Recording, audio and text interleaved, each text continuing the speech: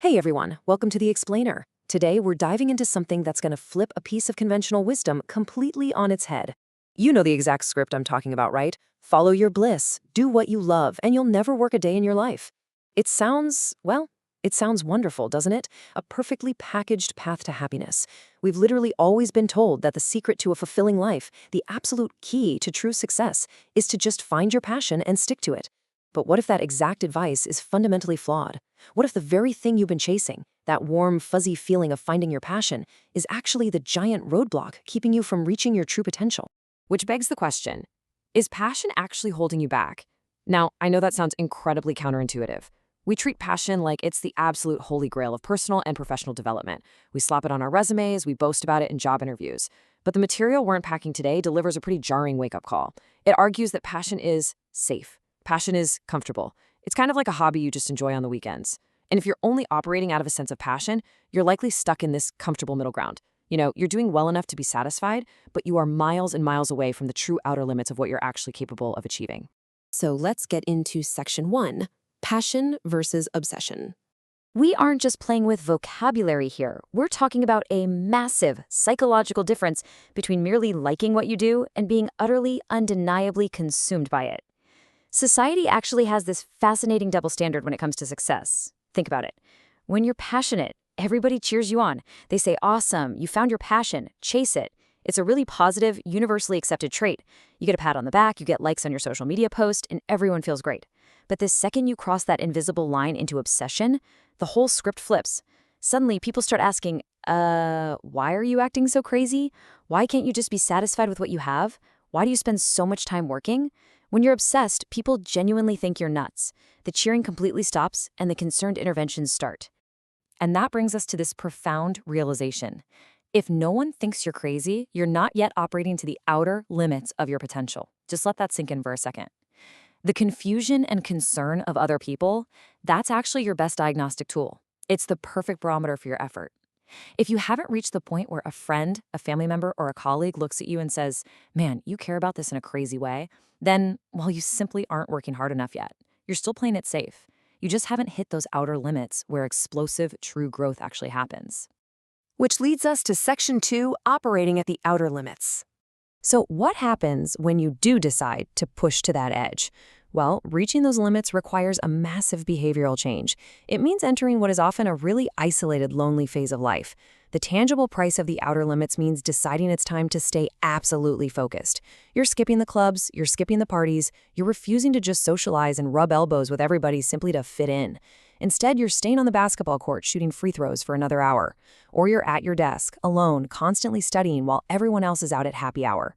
And what happens? Your friends text you. They invite you out. They try to make you feel guilty for being so focused, demanding to know why you're being so antisocial. And you have to deliver this exact, relentless response over and over.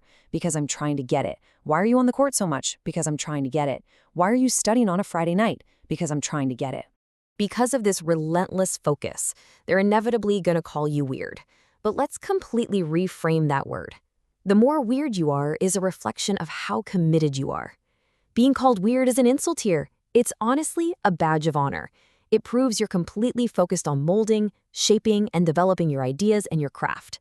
You're putting in that isolated, unglamorous work now, during grind season, so that when it's finally time for you to make your rounds, you're going to fly past everyone who called you weird.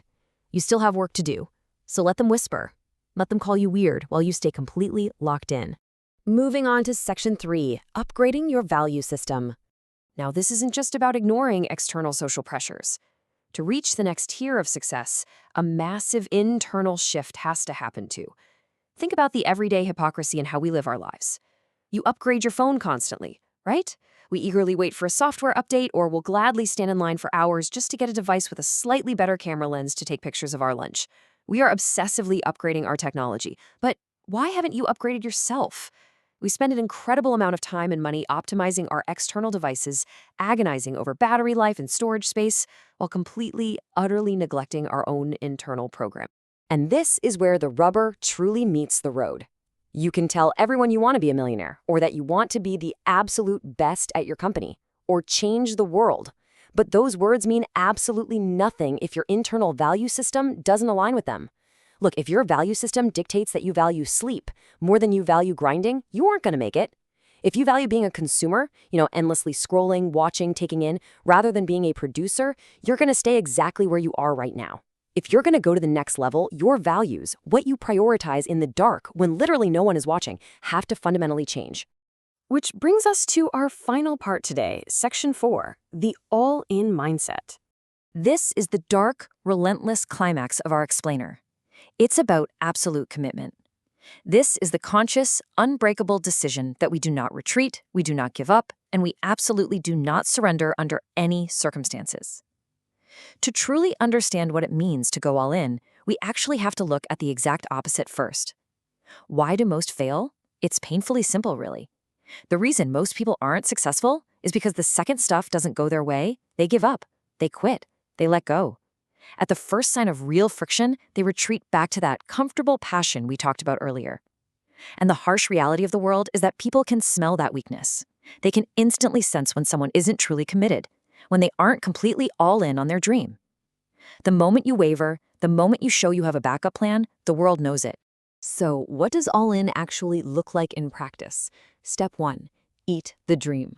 Step 2, sleep the dream. Step 3, dream the dream. Eat, sleep, dream. It's this hypnotic, relentless cycle of repetition. You have to be completely, physically, and mentally consumed by your goal. It literally becomes your oxygen. There is an entirely different echelon of human performance that you only ever reach when your goal dictates every single breath you take. You literally have to become possessed. You got to see the dream when nobody else sees it. You have to believe it when it's completely invisible to the rest of the world. I dare you to keep focusing on your dream under every single circumstance. When it's excruciatingly hard, when your friends call you crazy, when you're exhausted and feeling more isolated than ever before, you keep looking at that dream and you keep going after it. Because that unrelenting possession, that absolute refusal to be anything but obsessed, that is the only place true success lives. So, I'm going to leave you with this final thought to take away from our explainer today. Are you willing to be possessed by the dream? Are you willing to pay the massive social price, to look completely crazy to the rest of the world, and to forcefully upgrade your own internal values just to reach the true outer limits of your potential? The path is abundantly clear, but the choice is entirely yours. Keep pushing those limits. Thank you for joining me.